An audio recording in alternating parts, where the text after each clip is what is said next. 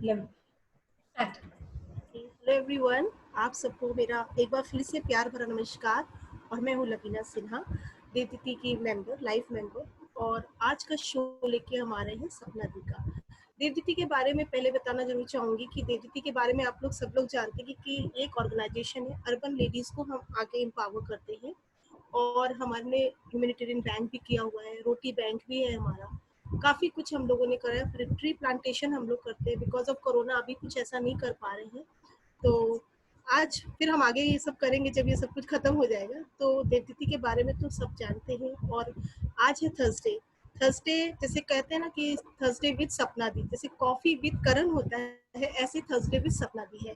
तो आज सपना दी का सेशन है। सपना दी के बारे में आप लोग को उनके बारे में भी, जैसे देवदीति के बारे में सबको पता है, ऐसे सपना दी के बारे में भी कि सपना दी जो है ज्ञान उनका बहुत ज़्यादा है। हम सबको समझाने के लिए, ज्ञान के लिए वो खुद भी बहुत मेहनत करती है। और आज का वो टॉपिक लेके आई है संस्कार, 16 संस्कार। लेकिन उससे पहले बताना जरूर चाहूंगी कि उन्होंने एक बहुत अच्छी बुक लिखी है जो कि अनलीश शक्ति विद इन करके उन्होंने एक बहुत अच्छी बुक लिखी है। और उसके अलावा वो एक देवदीति की को फाउंडर भी है और ज्वेलरी का भी अपना बिजनेस संभालती है। तो अब आप ये समझ लीजिए कि वो कितना मल्टी टैलेंटेड है। सब कुछ करते हुए भी वो हम सबके लिए एक सीरीज भी स्टार्ट कर रखी है उन्होंने, देवदीति की ट्रांसफॉर्मेशन सीरीज। और उसी सीरीज को लेते हुए मैं आज आई हूँ। उस सीरीज का जो टॉपिक है वो है 16 संस्कार। 16 संस्कार क्या है और ये कैसे हुए, कहाँ से आए।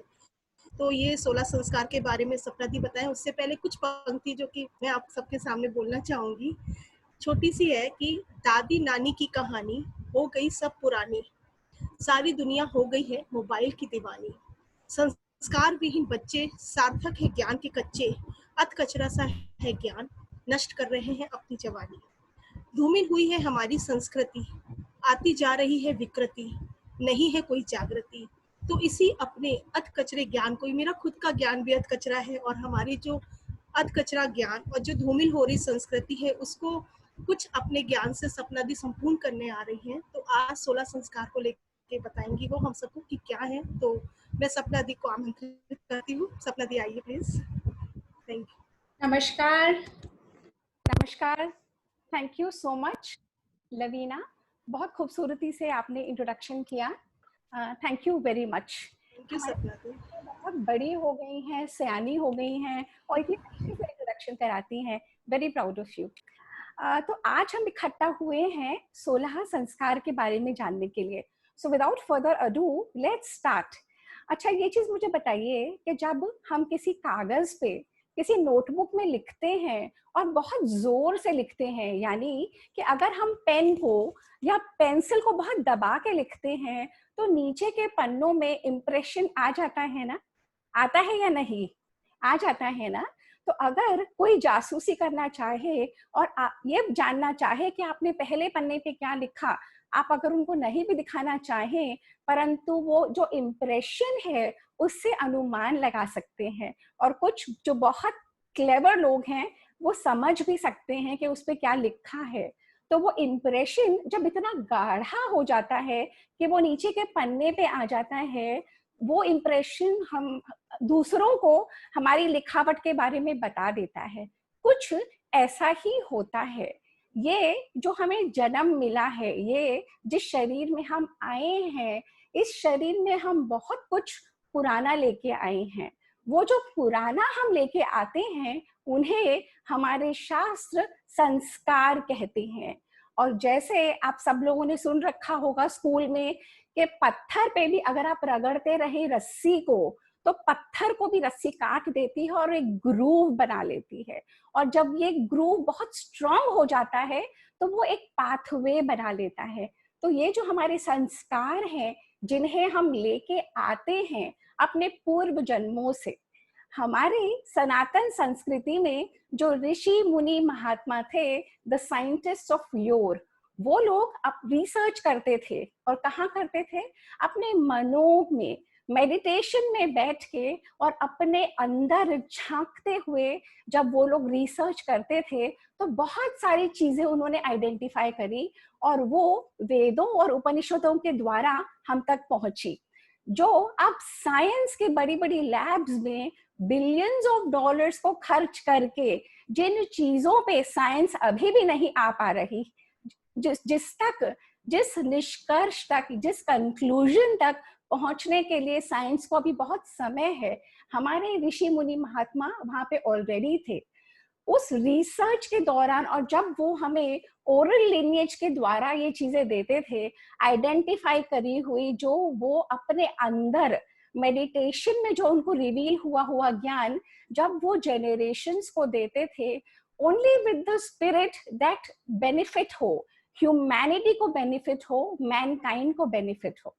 अच्छा, अब दूसरी जगह चलते हैं अपन। आज के युग में जेनेटिक रिसर्च हो रही है, बहुत बड़े वे में रिसर्च हो रही है, प्लांट्स के ऊपर, ट्रीज के ऊपर, कैसे बेटर प्रोड्यूस मिल सकता है, कैसे बेटर सीड्स आ सकती हैं, कैसे बेटर लीफ हो सकती है, कैसे बेटर ईल्ड हो सकती है, किस तरीके से क्रॉप की ईल्ड बेटर हो सकती है। तो जेनेटिक रिसर्च चलती जा रही है बहुत बड़े पेस के ऊपर।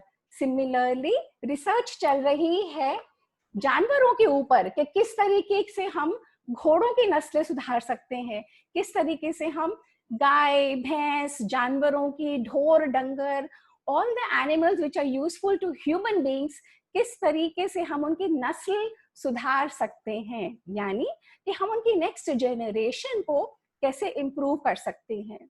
कुछ यही काम हमारे ऋषि मुनियों ने करा था मनुष्य के लिए, एक इंसान के लिए, किस तरीके से मनुष्य बेटर ह्यूमन बीइंग हो सकता है, किस तरीके से मनुष्य अपनी ही हाईएस्ट पोटेंशियल को पा सकता है, किस तरीके से चलें, किस पद्धति पे चलें, जो आने वाला छोटा सा बच्चा है वो माँ के गर्भ में at the time of conception, उस समय से ही लेके और till the end of his life, how can that child reach the highest potential. ये थी ये 16 संस्कारों की कहानियां जो खो गई हैं। न जाने कहाँ ये चीजें खो गई, हमारे बड़ों को पता नहीं था, हमारे बड़ों ने हमें बताया नहीं, हमने इतनी चेष्टा करी नहीं समझने की। जबकि आज हम सब गूगल पे हैं, हम गूगल बाबा से पूछ भी सकते हैं, गूगल पे सिर्फ आपको टाइप करना है और ढेर सारा इंफॉर्मेशन, ढेर सारी लिटरेचर आ जाएगी। कोई बहुत बड़ी रॉकेट साइंस नहीं है, परंतु हम सब इतने बिजी, इतने व्यस्त अपने ही जीवन के भाग दौड़ में, हमें समय ही नहीं है ये सब करने के लिए। तो ये 16 संस्कारों की जानकारी लेके जो आज मैं प्रस्तुत हुई हूँ, ये मुझे भी नहीं पता था, even I wasn't taught all this, पर because of my background of the Vedas, Upanishad and the Bhagavad Gita for years, I knew कि ऐसा कुछ है जो हमसे लुप्त हो गया है, जो हमें हमारे ही बारे में नहीं पता, और वो नहीं पता होने से हम अपनी नेक्स्ट जेनरेशन को नहीं दे पाते, और हम भी लूजर हैं और वो भी लूजर हैं। क्योंकि जो धरोहर हमें मिली हुई है ये कुछ ऐसा ही है कि एक बहुत बड़े बक्से के ऊपर मैं बैठी हुई हूँ और मैं सबसे कह रही हूँ मुझे कुछ दे दो, मेरे पास कुछ है नहीं, मुझे कुछ खाना है, मुझे कुछ पैसे चाहिए। और किसी ने आके मुझे कहा कि उस बक्से पे जिस पे तुम बैठी हुई हो उसे खोल के देखो तो सही, उस पे न जाने कितने रिचेस भरे पड़े हैं, कितना वेल्थ है। और जब मैं मुड़ती हूँ और उस बक्से को खोल के देखती हूँ तो वो बेशुमार दौलत से भरा हुआ है। यही है वो 16 संस्कार की कहानी, है ना। तो हमारे ऋषि मुनि ने जानते थे कि देखिए शुरू करने के लिए हमें किसी एक पॉइंट पे आके शुरू करना पड़ेगा। लाइफ साइक्लिकल है, एक छोटा बच्चा गर्भ में होता है और सारी अपनी चीजों को, पूरी अपनी जर्नी ऑफ लाइफ को करके अंत्येष्टि में पहुंच जाता है। उसके बाद वो फिर एक गर्भ में आता है और एक बालक बन के पैदा होता है। हमारे शास्त्र कहते थे ये जो विवाह है ना, जिसको हम मैरिज कहते हैं, शादी कहते हैं, विवाह, और जो इतनी लाइटली कर लेते हैं, हमारे शास्त्रों में बताया गया था विवाह 7 जन्मों का है। 7 जन्म सोचिए, जिससे आज आपकी पट नहीं रही, जिससे आज आपकी लड़ाइयां होते चली जा रही हैं, उन्हीं के साथ आपको फिर जन्म लेना है। और क्योंकि संस्कारों की कहानी हमारे संस्कृति में इतनी ज्यादा बांध दी गई थी हर चीजों के साथ, तो इतनी समझ थी कि अगर संस्कारों की वजह से हम कर्मा की रेल्म में आते हैं, अगर हम अच्छा व्यवहार नहीं करेंगे, हमें अच्छा व्यवहार नहीं मिलेगा। अगर हम मीठा नहीं बोलेंगे, हमसे कोई मीठा नहीं बोलेगा। अगर हम सच्चाई पे नहीं चलेंगे, हमसे लोग झूठ ही बोलेंगे। तो ये बात हर बच्चे को पहले समझाई जाती थी कि संस्कार जो आपके हैं और कुछ जो अब आप बनाएंगे, उनकी वजह से ही आपको जन्म दर जन्म मिलते चले जाएंगे, और उन जन्मों की वजह से आप उन्हीं लोगों के साथ फिर पैदा होते चले जाएंगे।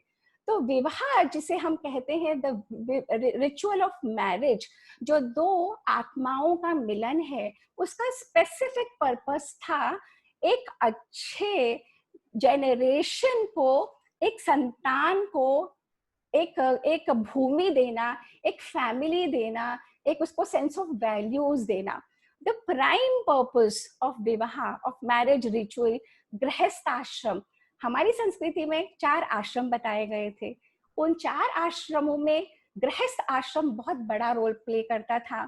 तो पहले था ब्रह्मचर्य, फिर गृहस्थ आश्रम, फिर वानप्रस्थ और संन्यास्त आश्रम, यानी कि 4 स्टेजेस ऑफ लाइफ। अब हम जिस स्टेज पे पहुंचे हैं, हम सब जानते हैं कि पहले हम छोटा बच्चा थे, फिर हम जवान हुए, फिर हमारी शादी ब्याह हुए, फिर हम गृहस्थी में रमते चले गए। फिर एक स्टेज आती है जब बच्चों के बच्चे हो जाते हैं।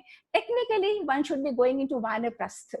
इसका ये मतलब नहीं है कि आपको वन में जाना है छोड़ के, परंतु आपको अपने अंदर से छोड़ देना है and let the next generation take over, और आप अपने आप को कंसल्टेशन के रोल में पाते हैं। उसके बाद आता है संन्यास्त।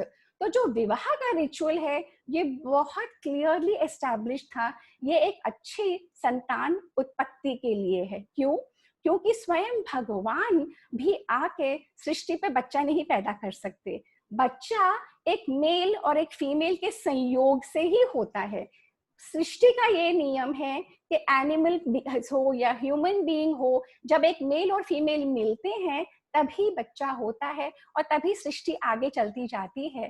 तो विवाह का रिचुअल सबसे बड़ा माना गया। अब हम चलते हैं 16 संस्कार की तरफ। तो ये संस्कार, जैसा कि मैंने आपको पहले बताया था, इम्प्रेशन होता है जो हम लेके आते हैं। अब आप लोग ये बताओ कि जिसके भी 1 से ज्यादा बच्चे हैं, 2 या 3, क्या आपके सब बच्चे एक समान हैं? क्या आपके दोनों बच्चे एक सा सोचते हैं, देखते हैं, जीवन के प्रति रुख उनका एक सा है? नहीं। क्यों? आप तो सेम परवरिश दे रहे हैं उनको, आप तो सब कुछ एक सा कर रहे हैं। माँ बाप भी वही है, सर्कमस्टेंसेस भी वही है, आप एजुकेशन भी उनको बेस्ट टू बेस्ट वही दे रहे हैं। इसलिए नहीं है आपके ही दोनों बच्चे एक से, क्योंकि वे अलग अलग स्थानों से आ रहे हैं, अलग अलग जर्नी चल के आ रहे हैं, अलग अलग चीजें उनकी पास्ट लाइफ्स में उनके साथ हुई, और जो कुछ उनके साथ गठित हुआ वो उनके मन में घर करता गया, और वो आत्मा वो सारे एक्सपीरियंसेस के साथ आपके वोम्ब में आई। आपके वोम्ब से बच्चा जब पैदा हुआ तो आप ही के दोनों बच्चे 2 अलग अलग तरीके के, अलग अलग प्रकृति के, अलग अलग रुचियों के। किसी को खट्टा पसंद है तो किसी को मीठा, किसी को पढ़ने का बहुत शौक है तो कोई बिल्कुल पढ़ना नहीं चाहता, कोई बहुत बोलता है आप ही का बच्चा तो कोई बिल्कुल चुप रहता है, कोई बहुत ज्यादा मातृ भक्त है तो कोई दूसरा अपने पापा को बहुत प्यार करते हैं। सिमिलरली जब हम रियलाइज कर लेते हैं कि मेरे ही दोनों बच्चे बहुत अलग अलग प्रकृति के हैं, तो ये हमारे शास्त्र बताते हैं कि संस्कार होते हैं वो जो लेके आए। साइंस भी आज कहती है कि in a human beings life 70 to 80% is what a human being is from the hereditary, from genetic, from the वंश परंपरा। जैसे आपके दादा थे, जैसे आपके नाना थे, उनसे भी पूर्वज बड़े थे, वैसे आप होते चले जाते हैं। तो 70 से 80% आप लेके आते हैं, परंतु बचा क्या? 20 से 30%, that 20 to 30% of which is very important, that is your own making. There lies in what you can do to change whatever you don't like.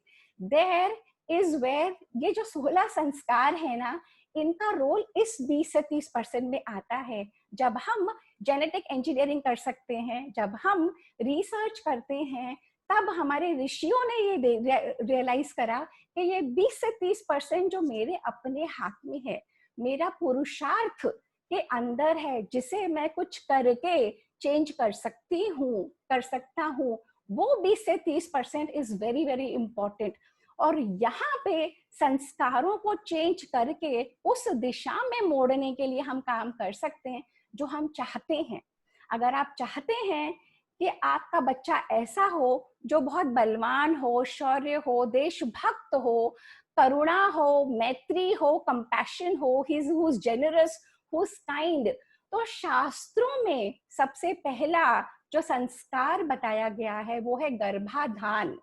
गर्भ आधान यानी कि कंसेप्शन, यानी कि जिस तरीके की आत्मा, जिस तरीके का सोल आप चाहते हैं वो आपके गर्भ में आ सकता है। आपको पद्धति बताई गई है, जिन पद्धतियों पे चल के, जो चीजें करके जो आपके हाथ में है। आजकल साइंस ऑफ विजुअलाइजेशन बहुत इंपॉर्टेंट हो गई है। आजकल द सीक्रेट नाम से जो बाहर से बुक आ रही है वो बहुत लोगों को समझ में आती है। तो है क्या उस बुक में? विजुअलाइजेशन ही है ना। पावर ऑफ विजुअलाइजेशन हमारे ऋषियों को उस समय पता था, हजारों साल पहले। तो गर्भाधान की पूरी प्रक्रिया बताई गई है, जो है पहला संस्कार। उस संस्कार में they have described the methods on how to go to get the kind of child you want. Gender selection की बात नहीं है, पर जिस तरीके की क्वालिटीज आप चाहते हैं आपके बच्चे में हो, उस तरीके के आप यज्ञ करते हैं। जब आप उस हवन कुंड में आहुति देते हैं, जब आप उनके बताए हुए स्टेप्स के ऊपर चलते हैं और प्रॉपर रिचुअल्स फॉलो करते हैं। देखिए, ये बुक है, स्वामी दयानंद जी थे जिन्होंने ये संस्कार विधि, दयानंद सरस्वती संस्कार विधि नाम की पुस्तक लिखी थी आज से 150-200 साल पहले। उन्होंने ये रियलाइज कर लिया था कि हमारे समाज में संस्कार कहीं खो गए हैं। उन्होंने बहुत कोशिश करी कि इसे हम रिवाइव कर सकें। आर्य समाज के द्वारा संस्कारों को रिवाइव करने का बहुत काम हुआ भी, परंतु सक्सेसफुल नहीं रहे।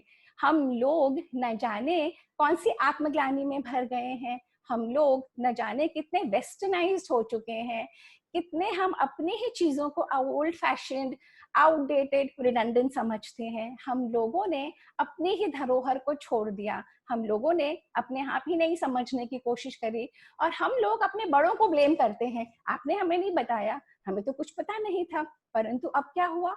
अब हमारे बच्चे हमें ब्लेम करते हैं, mom you never taught me, you should have told me, I don't know about this. तो द थिंग इज, अब हम क्या कर सकते हैं? हम इन चीजों को समझ सकते हैं, और हम जिस एज और जिस स्टेज में हैं, हम कोशिश कर सकते हैं कि हम अपना जीवन ऐसे जिए कि बच्चे हमसे कम आगे उन चीजों को अप्लाई करें। अगर पूरी तरह नहीं तो जितना हो सके उतना। तो पहला संस्कार जो हमारे शास्त्र बताते हैं वो है गर्भाधान। आज जो हम चर्चा करेंगे, आज हम मोटा मोटा 16 संस्कारों के बारे में जानेंगे। एक एक के बारे में डिटेल अगर मैं बताने लग जाऊंगी तो 16 आपके सेशंस बन जाएंगे, बिकॉज इतने इन डेप्थ एनालिसिस हमारे शास्त्रों में हुई है, और इतनी सारी नॉलेज भरी पड़ी है कि किस तरीके से ये काम करना चाहिए। अलग अलग ऋषियों की अलग अलग परंपराओं में अलग अलग चीजों के द्वारा बताया गया ये ज्ञान को जब हम इकट्ठा करते हैं, एसिमिलेट करते हैं, और जब हम बताने की प्रक्रिया शुरू करते हैं तो it will take a whole session by itself. So the first sanskar is garbhadhan. हमारे ऋषियों को ये पता था कि जब तक बच्चा 5 साल का होता है तो उसकी सोच, उसकी समझ, उसकी वाणी, उसकी बोली, उसका व्यवहार फॉर लाइफ सेट हो जाता है। Till the age of 5 a child has become what he will be as a human being later on. तो ये जो पहले 5 साल हैं, पहले 5 या 7 साल are extremely important in a human beings life. और ये पहले 5 या 7 सालों में ही ये 16 संस्कारों में से 10 हो जाते थे। तो इस तरीके से हमारे ऋषि मुनियों ने ये 16 संस्कार की प्रक्रिया बनाई थी कि पहले 10 संस्कार 5 से 7 साल की उम्र में ही वो हो जाते थे, और पहले 3 संस्कार तो माता की गर्भ में यानी कि मदर की वुम्ब में ही हो जाते थे। तो पहला रहा गर्भाधान। सेकंड संस्कार है पुंसवन। ये जो पुंसवन संस्कार है, ये क्या है? अब जब बच्चा 2 या 3 महीने का हो जाता है, तब माँ को बहुत कुछ खाने का मन करता है। तो उस माँ को ये समझाने के लिए कि क्या तुम्हारे लिए अच्छा है, क्या तुम्हारे लिए नहीं, परिवार की महिलाएं इकट्ठा होती थी और 3rd मंथ में with a very beautiful feast उस माँ को सजा के बैठा के और बच्चे के लिए अच्छी प्रार्थना करके, और ये पुंसवन, ये मैं आपसे एक डॉक्यूमेंट शेयर करती हूँ, 1 सेकंड दीजिए मुझे।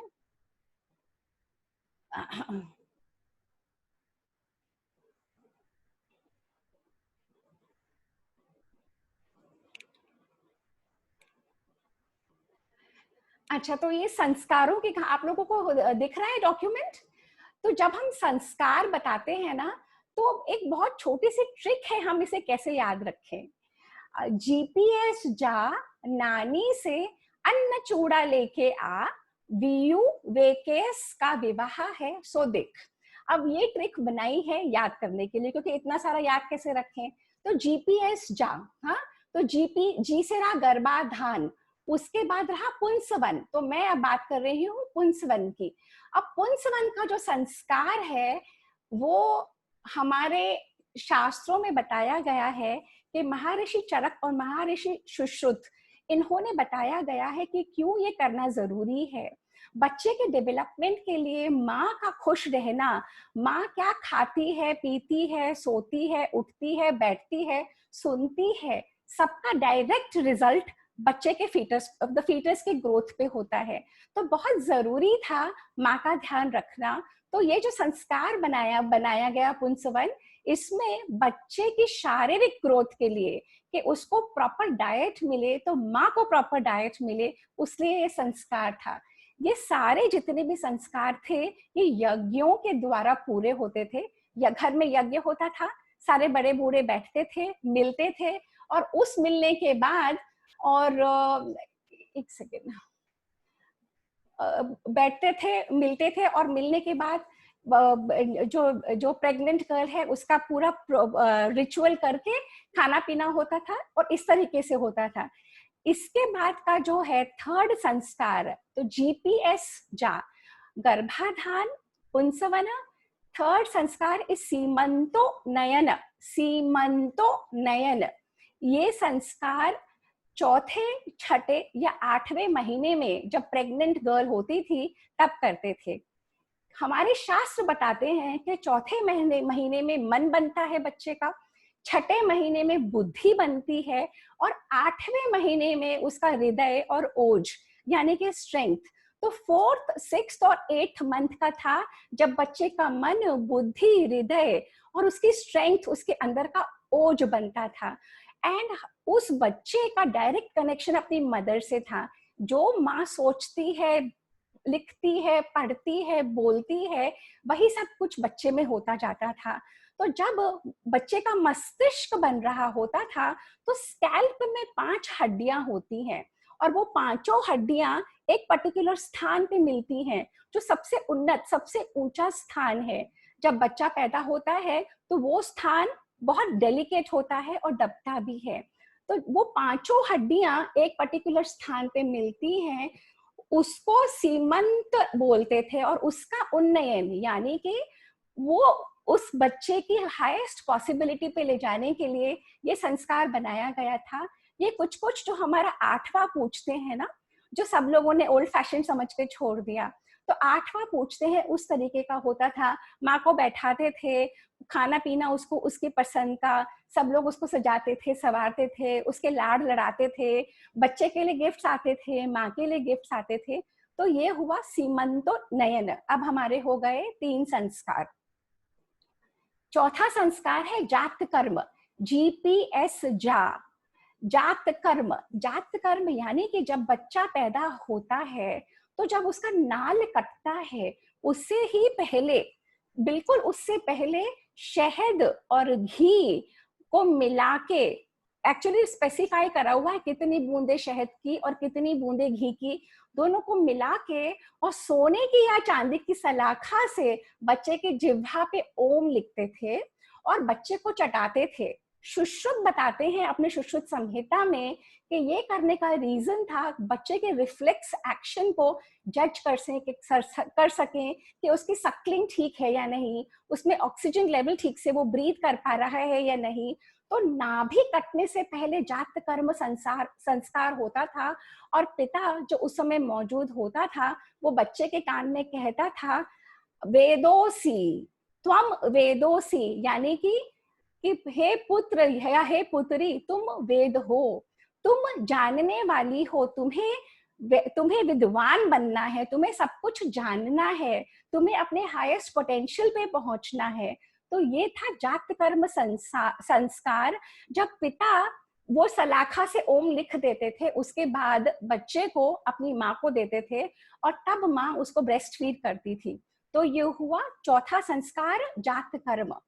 जीपीएस जा नानी, ना से हुआ नामकरण।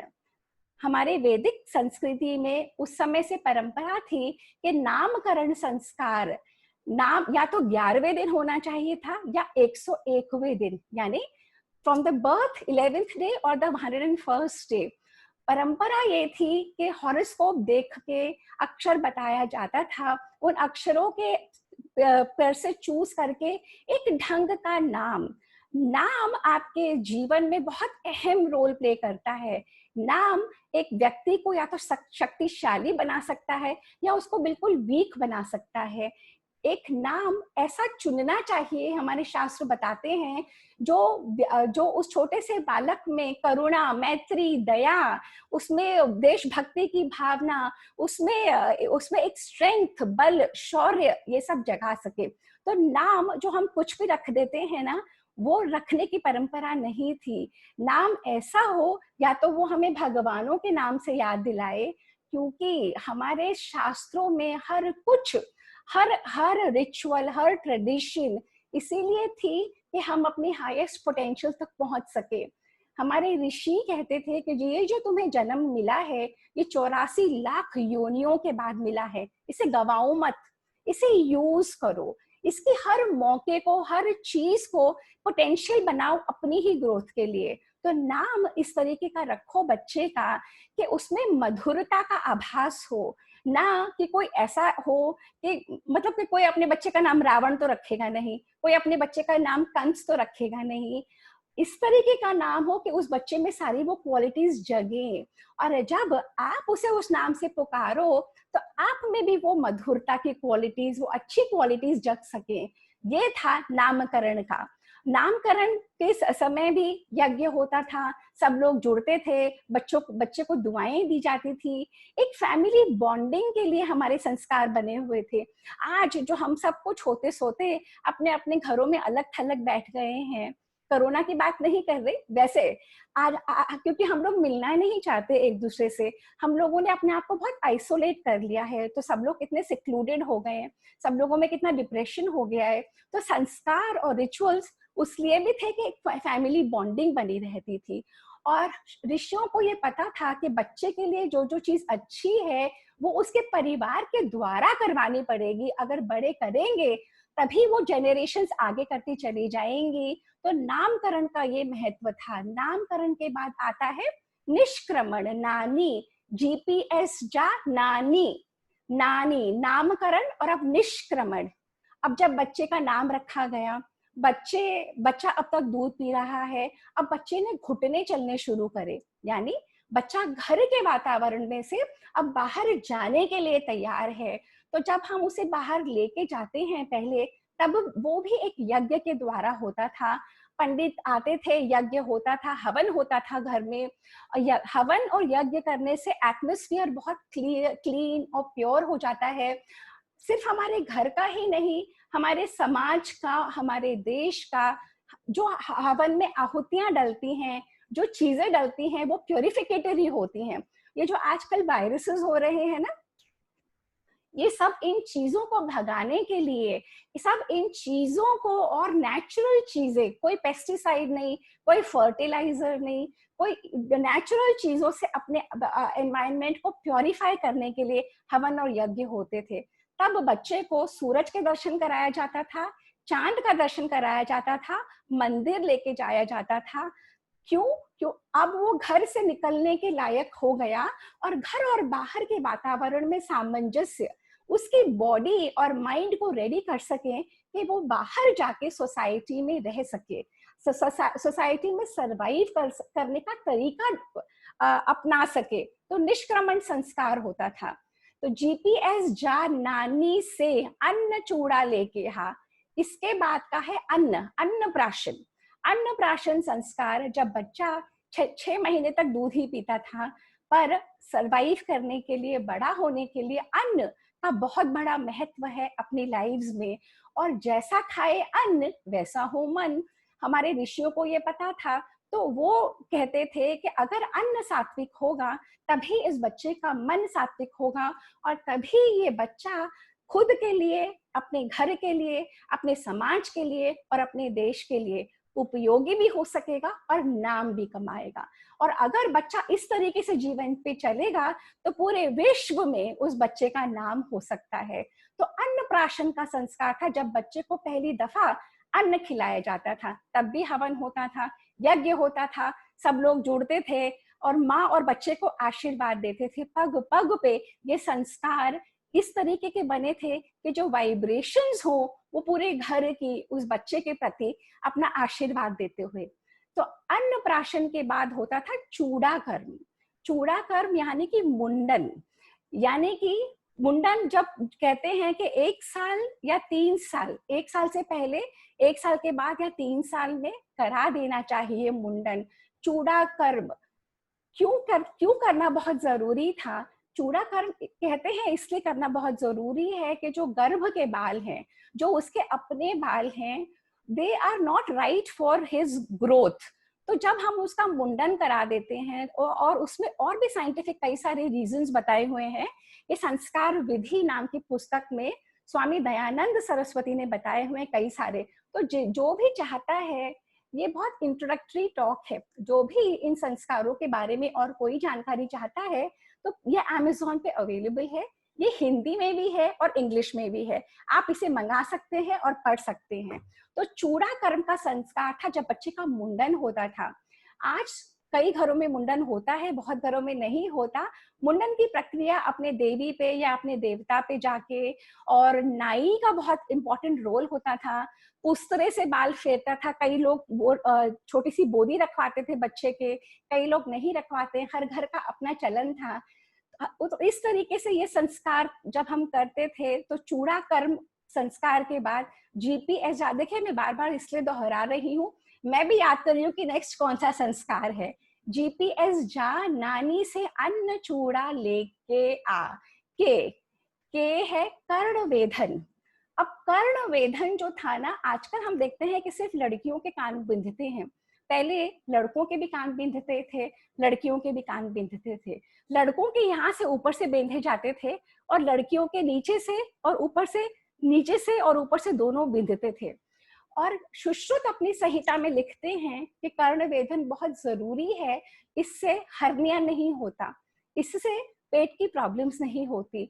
कर्ण वेधन से हमेशा जो कान हमारे सुनते हैं, उनमें वो स्ट्रेंथ, वो वाइटैलिटी, वो एनर्जी बनी रहती है। जब तक आपकी उम्र काफी ज्यादा हो जाती है तभी भी आपके कानों में दोष नहीं आता, आपकी ये सेंस अलाइव है सब कुछ सुनने के लिए। तो कर्ण वेधन का ये संस्कार बहुत जरूरी था करना। अब ये भी 9 महीने से लेके 1 साल तक यूजुअली हो जाता था। पर जीपीएस जा नानी से अन्न चूड़ा लेके आ, वीयू। अब हुआ विद्या आरंभ।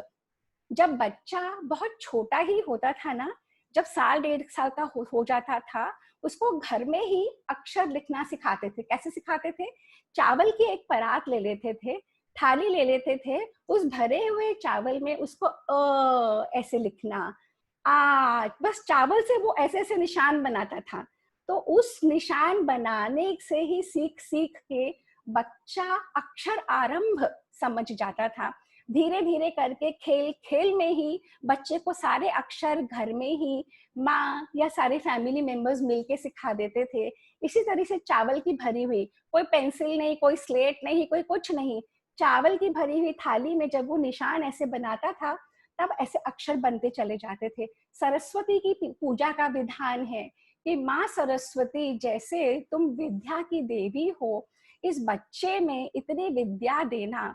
हमारे शास्त्रों में, हमारे अपने कल्चर में विद्या का बहुत जबरदस्त स्थान है, क्योंकि सबको ये पता था कि मनुष्य जो बच्चा है, बालक है, वो पैदा तो शूद्र होता है, पैदा अनपढ़ होता है।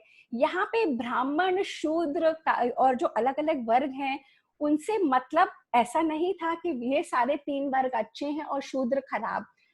ऋषि कहते हैं कि हर बच्चा शूद्र पैदा होता है, यानी कि हर बच्चे को समझ नहीं होती, एजुकेशन नहीं होती, उसे ब्राह्मण बनाया जाता है।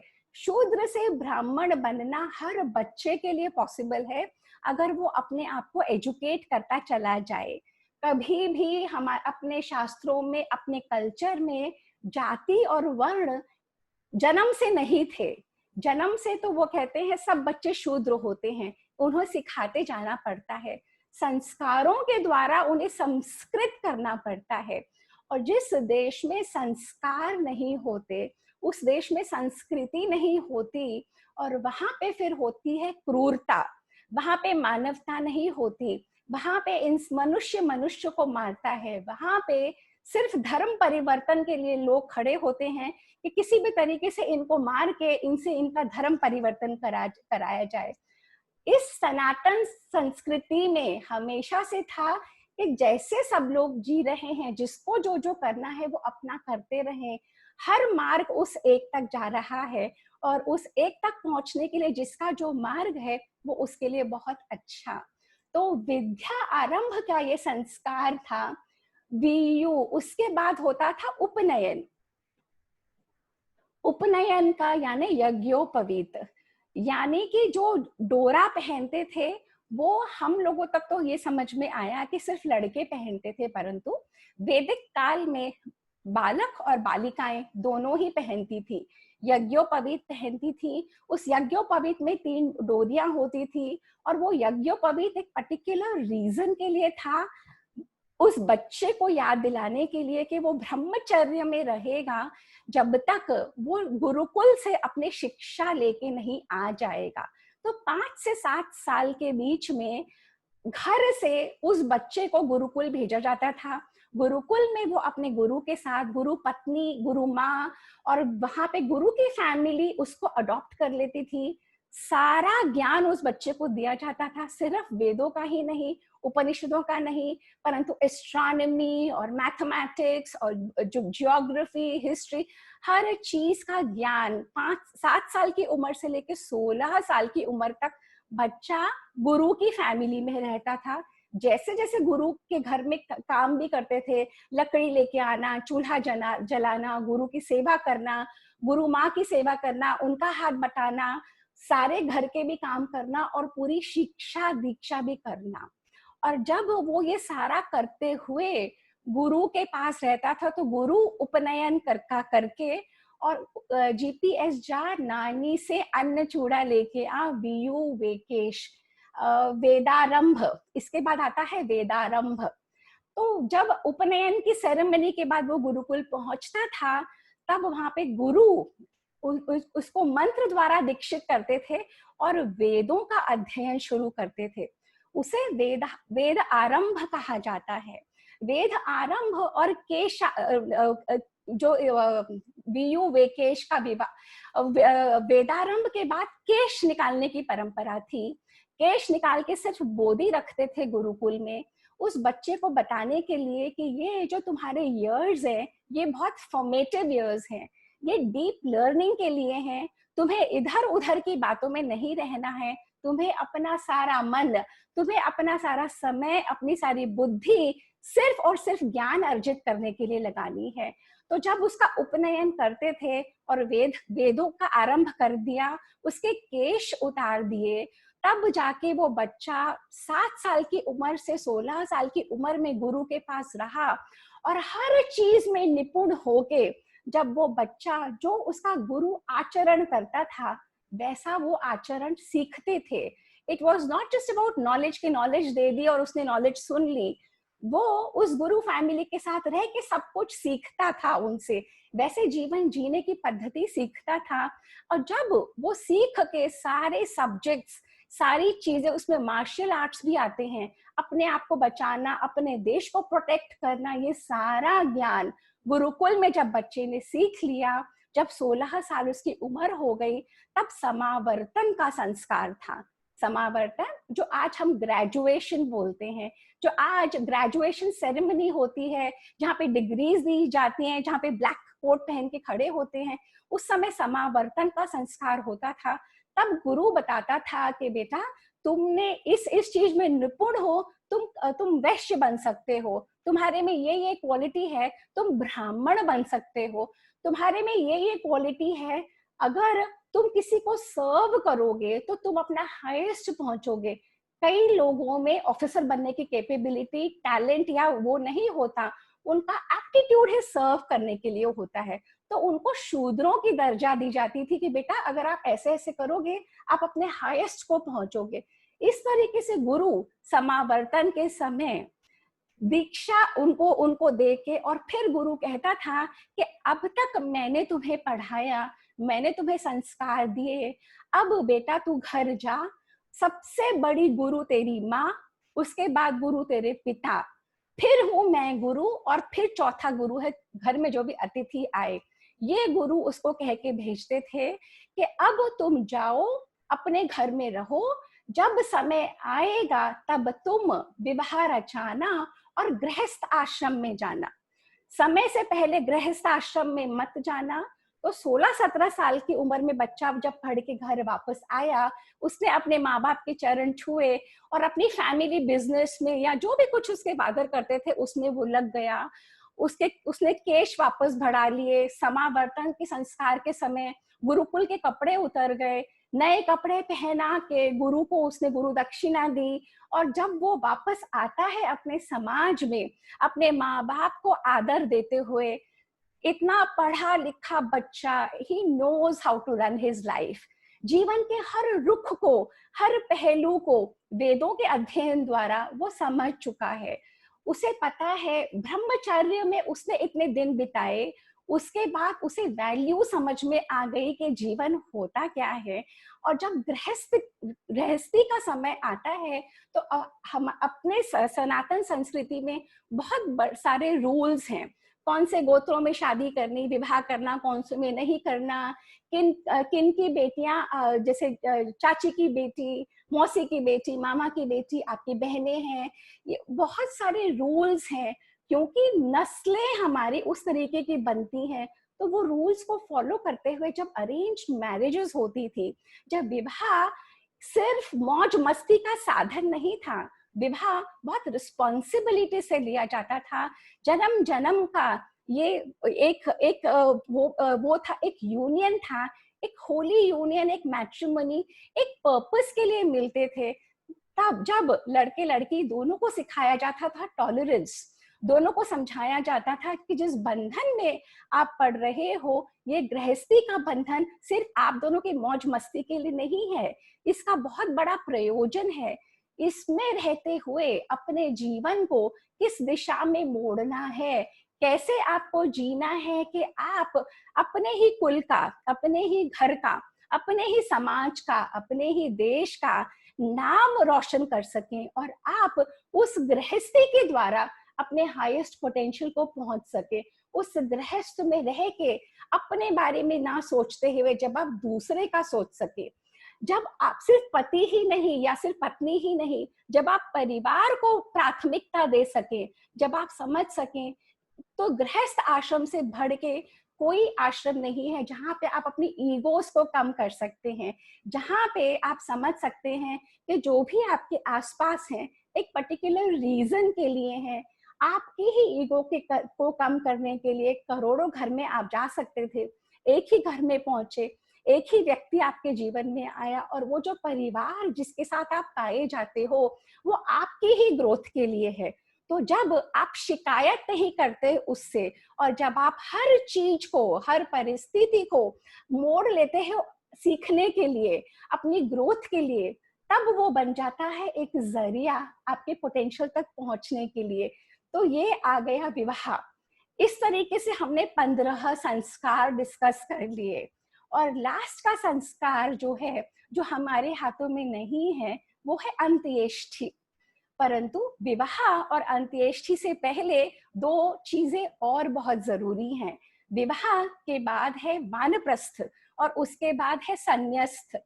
किस तरीके से आप अपने ही गृहस्थी में रह के अपने आप को इंटरनल मोड में डिसोसिएट करके वानप्रस्थ में जा सकते हो, किस तरीके से आप एडवाइजरी कैपेसिटी में आ जाते हो, किस तरीके से आप बच्चों को उनका जीवन जीने देते हो, आप उनके बच्चों के बच्चे जब हो जाएं तब अपने आप को कैसे डिसएंगेज करके आप समाज को लौटाने का काम, अपने राष्ट्र को लौटाने का काम, या जो कुछ भी आपने सीखा है, अर्जित किया है, जो कुछ आपको मिला है या आपको ने पाया है, वो अब सब लौटाने का काम हो जाता है।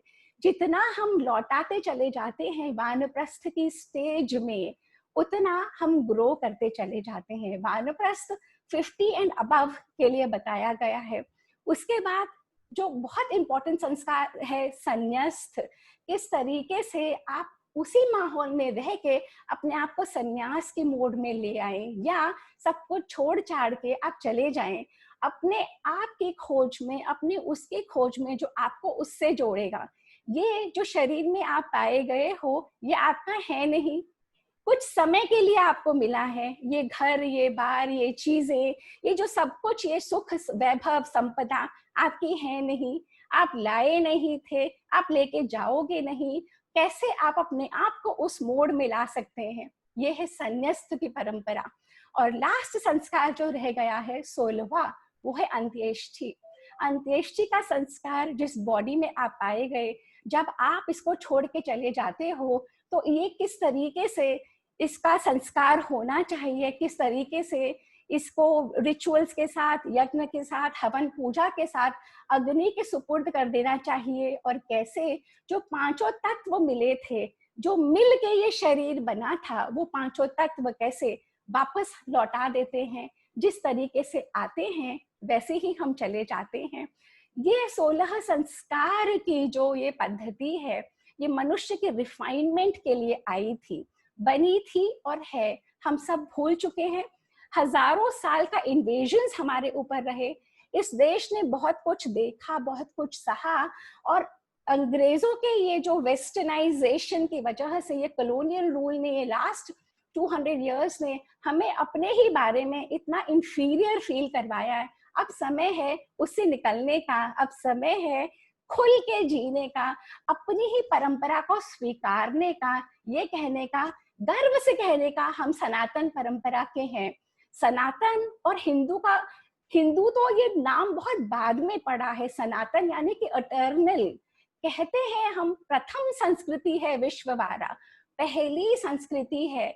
इतने सालों में, युगों में सारी संस्कृतियां खत्म हो गई। Roman civilisation gone, Egyptian civilisation का नाम नहीं, मेसोपोटामियन का नाम नहीं, बैबिलोनियन सिविलाइजेशन का नाम नहीं, कहीं अता पता नहीं।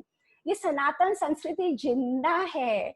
हजारों साल की इन्वेजन्स के बाद कुछ तो होगा इस सनातन संस्कृति में। तो अब वक्त है उन्हें जानने का, समझने का, पहचानने का, अपनाने का, और फिर अगर आप जिएंगे तो आपके बच्चे उन्हें अपनाएंगे। जैसे जैसे आपके घर में होता आता है।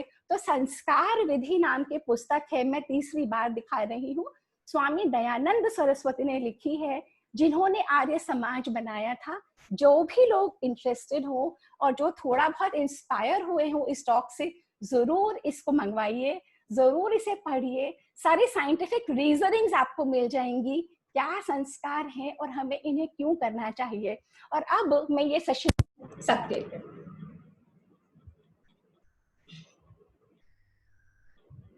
किसी को कोई क्वेश्चन, कोई कुछ पूछना चाहता है, कोई कुछ कहना चाहता है, I am open this session for everybody.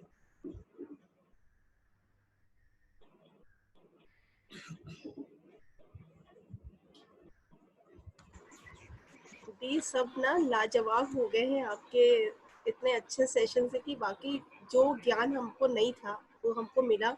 मैं अपने एक्सपीरियंस को आपसे जरूर बोलूंगी कि मुझे बहुत अच्छा लगा आज का, क्योंकि मुझे वाकई आधी चीजें तो बिल्कुल पता ही नहीं थी, और जिस तरीके से आपने बताया ना मुझे बहुत अच्छा लगा। मुझे लगता है सब इस बात से सेटिस्फाइड है और इसीलिए कोई सवाल ही नहीं है, सब बिल्कुल शांत हो गए।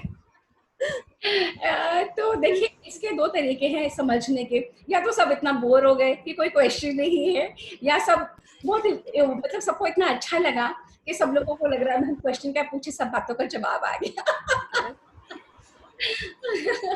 अच्छा, दो पार्टिसिपेंट्स के हाथ हैं सजना, देखना कौन कौन है। एक तो ये आईफोन लिखा है उनके नाम के आगे, सपना उनका शुरू से रेज्ड हैंड है। I will unmute her. I don't know your name, can you please unmute? Rama Khurana. Rama Khurana. Rama Khurana ji, welcome to the session. Sapna, excellent talk. Really, we have learned so much from you.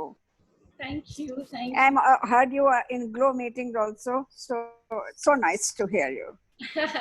Thank you, Ramaji. Excellent. Thank you, Ramaji. Thank you. ये actually मैं clear कर दूं ये बात कि जब मैं ये टॉक प्रिपेयर कर रही होती हूँ ना, ऐसा नहीं है मुझे सब कुछ पता है, सब कुछ मुझे संस्कारों के बारे में आइडिया नहीं था। अगर होता तो मैं अपने बच्चे भी तरीके से पैदा करती,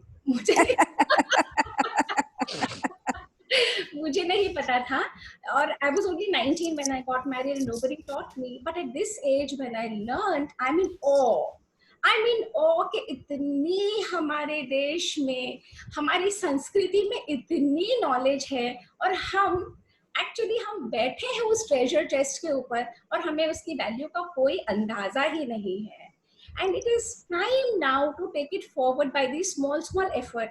हर एक कोई अपने अपने वे में एफर्ट करेगा ना, जितना अपन योगदान दे सकते हैं वही दे सकते हैं, ये वही समर्पण है। और आप लोगों की वजह से मैं भी कुछ पढ़ लेती हूँ और कुछ अर्पण कर पाती हूँ, अदरवाइज माय गॉड। नूतन जी नमस्कार। सपना जी, बहुत बढ़िया सेशन, बहुत टाइम बाद अटेंड करा, वरना मैं उस पे देख लेती हूँ देती वाले ग्रुप में। अच्छा। और जो आपने कहा, सब लोग स्पीचलेस हो गए, इतना मतलब हर चीज इतनी क्लैरिटी थी। एंड क्या हुआ कि जब मेरी अभी बेटे की शादी हुई 3 साल पहले, तो मेरे को लगा रही है क्या ये बायना और ये सब कुछ है। तो एक दिन मन में आया कि नहीं, हमारी नानी करती थी, दादी करती थी, इससे आप लोग जुड़े रहते हैं। और जॉइंट फैमिली बहुत बड़ा रीजन था इन सब चीजों के लिए। जैसा मुझे लगता है कि जॉइंट फैमिली से आपको इतना कुछ सीखने को मिलता है। अब आगे आगे बच्चों को आपको सिखाना पड़ेगा। और मेरा एक सजेशन है कि आप ना थोड़ा सा यंग बच्चों का भी एक सेशन लीजिए। नहीं, सीरियसली, वो कुछ सीखे, अलग से किसी भी दिन जैसे अपना आप बताते हैं, उनको पता होना चाहिए कि किस तरह से ये चीजें क्यों जरूरी हैं। बस यही बोलना था। थैंक यू, बहुत बढ़िया। थैंक यू, बहुत बढ़िया। थैंक यू नूतन। ऐसा होता है ना कि हम समय, सबके पास उतना ही समय है, उतना ही योगदान दे सकते हैं। तो जिस रूप में हम योगदान दे सकते हैं, तो जो भी आप लोग जिस सेशन से जुड़ रहे हैं, आप सब लोग आगे जिस रूप में दे सकते हैं वो आपका योगदान होगा। तो जो जहाँ पे शेयर कर पाएगा, या ये टॉक शेयर कर पाएगा, या कोई विजडम की बात शेयर कर पाएगा, ऐसे ही करके। और जो आपने सजेशन दी है, I will definitely try and look into it. But देखिए, समय सीमित रहता है, बहुत कुछ करते हुए हम समय निकालते हैं, तो जैसे वो करवाएगा वैसे करते जाएंगे। Thank you Nutan, thank you. Next is Vijay Lakshmi ji. Vijay Lakshmi ji. हाँ, actually I don't know, We can hear you, Vijay Lakshmi. Go ahead. हाँ, मैं ये कहना चाहती हूँ कि मुझे बहुत दुख हो रहा है कि ये सारी चीजें मैं अब सुन रही हूँ। Can you hear me? Hello? हाँ जी, हेलो यू आपकी हेलो। लक्ष्मी हाँ जी, आप मुझे सुन पा रहे हैं क्या? बिल्कुल सुन पा रहे हैं, बिल्कुल। हाँ, मैं ये कह रही हूँ कि मैं आपकी जो ये टॉक सुनती हूँ, बहुत वेट करती हूँ जब आप किसी भी टॉपिक को उठाते हैं। तो मुझे बड़ा दुख होता है कि हम लोग, एक्चुअली मैं साइंस बैकग्राउंड से हूँ, तो मैं हर चीज को क्वेश्चन करती थी जो घर। आपकी आवाज कट गई है Vijay Lakshmi, can't hear you, you frozen. हमारी प्रॉब्लम ये है, मैं बताऊं, अब मैं आपका जिस समझ गई, हम लोग क्वेश्चन करते थे हमारे बड़ों को कि हमें ये क्यों करना चाहिए, हमारे बड़ों को कुछ नहीं पता था और हमने सबको ओल्ड फैशन और रिडंडेंट समझ के छोड़ दिया। हमने हाँ कोशिश नहीं करी, हम भी तो कोशिश कर सकते थे ना, हम भी तो अपनी स्टडी कर सकते थे। अब हमारे बच्चों के लिए हम वो बड़े हैं, we don't have a easy way out कि हमने बड़ों के कंधे पे तो बंदूक रख के चला दी, पर अब तो बड़े हम हैं, अब तो हमारे बच्चे, हम तो कर भी नहीं सकते। तो अब समय आ गया है कि सब अपने लिए सीखें, अपने लिए समझें। These talks are very introductory. These talks are just for sharing information on a very basic level. जो भी इंस्पायर होता है, आप अपना अध्ययन करिए, आप अपनी इंफॉर्मेशन अपनी स्टडी करिए, फिर जो आपको लागू होता है आपके घर, आपके माहौल में। In our culture we were always taught to question and to do what we think is right. कभी भी यस 10 commandments नहीं रहे, कभी भी ये नहीं रहा कि blind you have to follow me, nothing.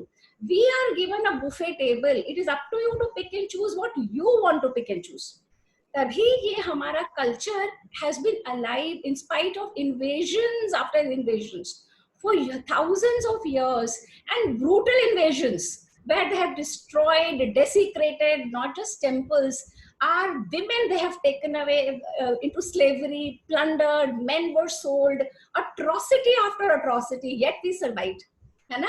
तो हर एक को अपने लिए देखना है कि आपके लिए क्या। देखिए, ये यहाँ पे बुफे टेबल लगी हुई है, उसके अलावा आपका जीवन अपना, टॉक सबको ही सुन सकते हैं, परंतु उससे आपकी लाइफ में कोई फर्क नहीं पड़ेगा जब तक आप उसे अप्लाई नहीं करेंगे अपनी लाइफ में। It's useless. So you have to pick it up whatever suits you and apply it in your lives.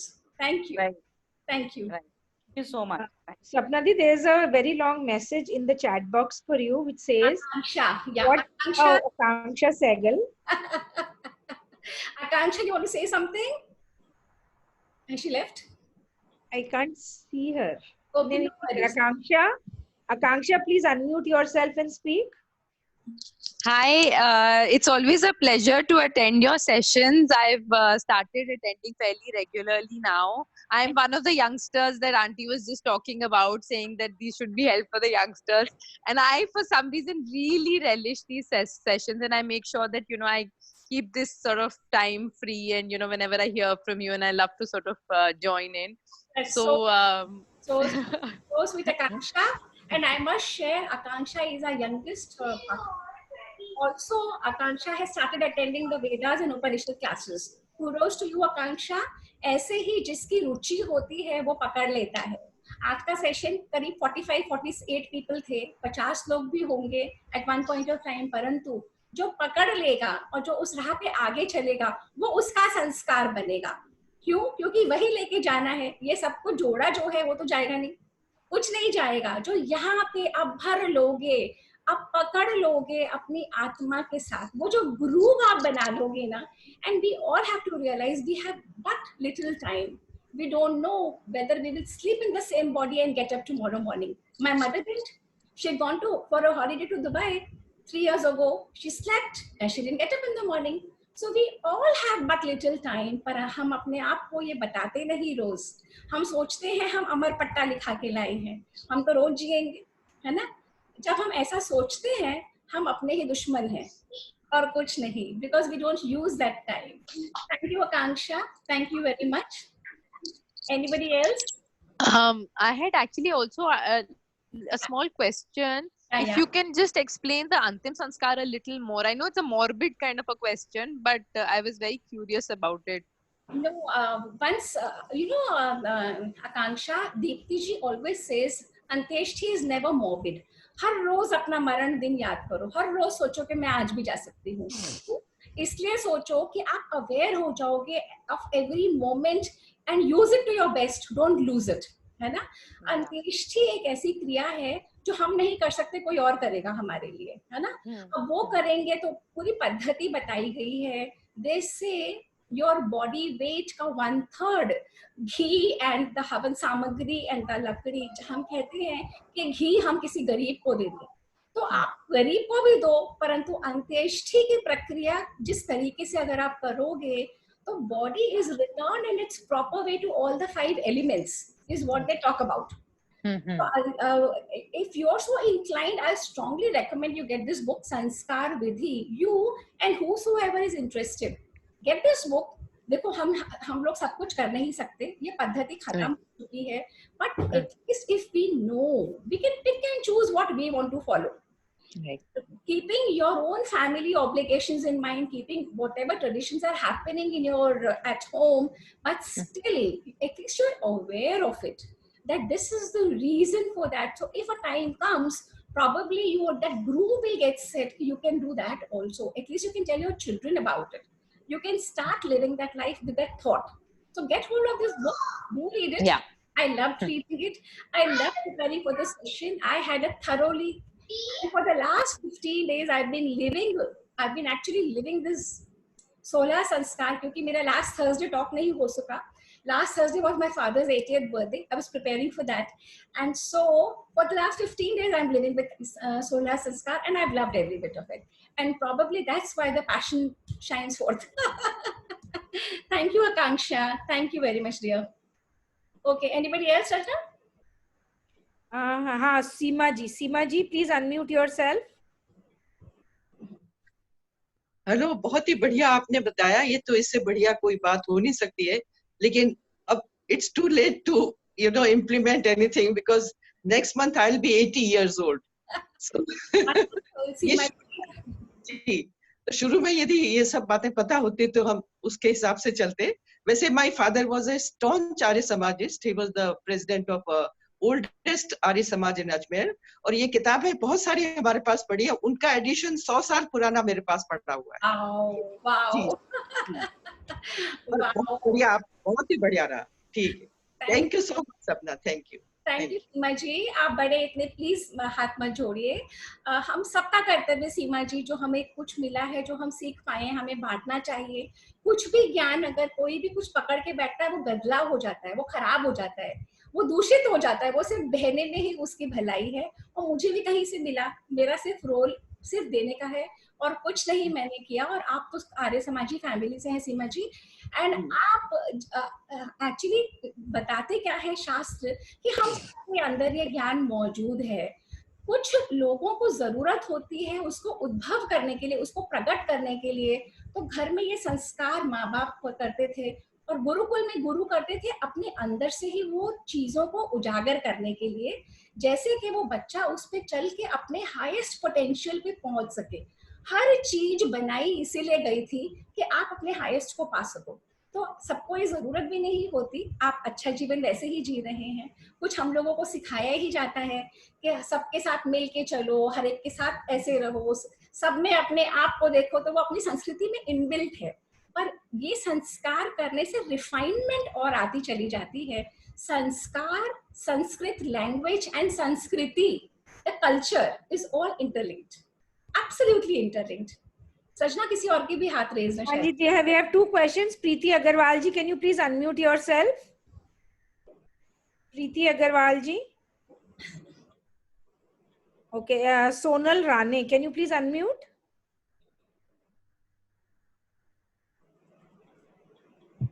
We can't hear you, Sonal. Ma'am, hello ma'am. Preeti ji, please wait.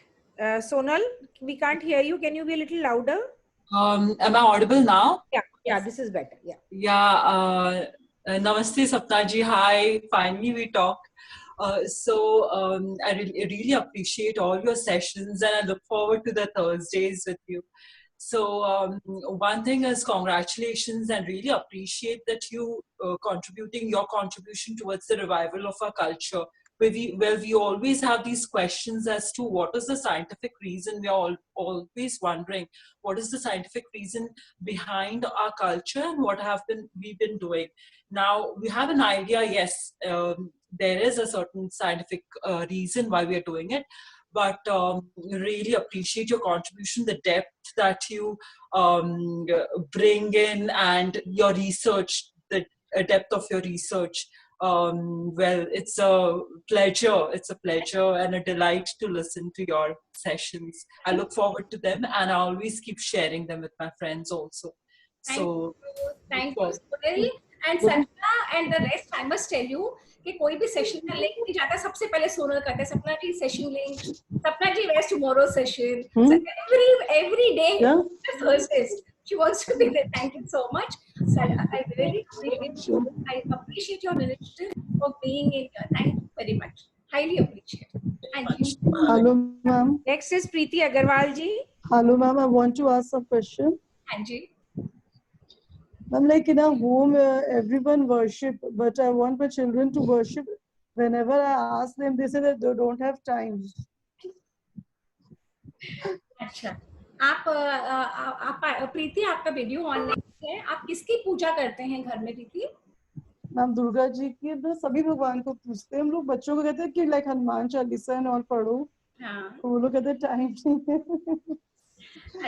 मैं एक चीज share करती हूँ जो हमारे teachers ने हमें बताया कि बच्चों को कभी भी मत कहो कि तुम ये कर लो।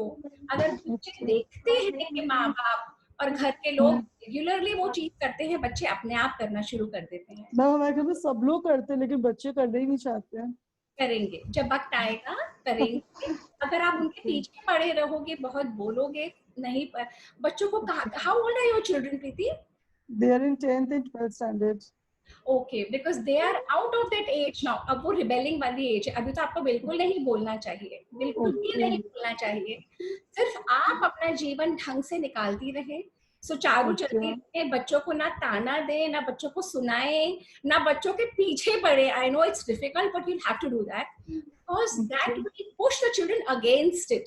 जितना आप उनके पीछे पड़ेंगे, बच्चा उतना दूर भागेंगे।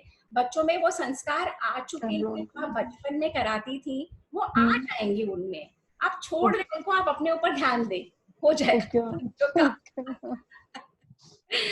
हाँ जी, thank you ma'am. Welcome. Anybody else? Not that I can see, Sapna Di. Anybody else wants to ask? Preeti is unmuted. I touch Sandhya Pandey. Okay, so I think we're sorted, and so we'll end the session now. Sasha, you want to end? Go ahead. Go ahead, please.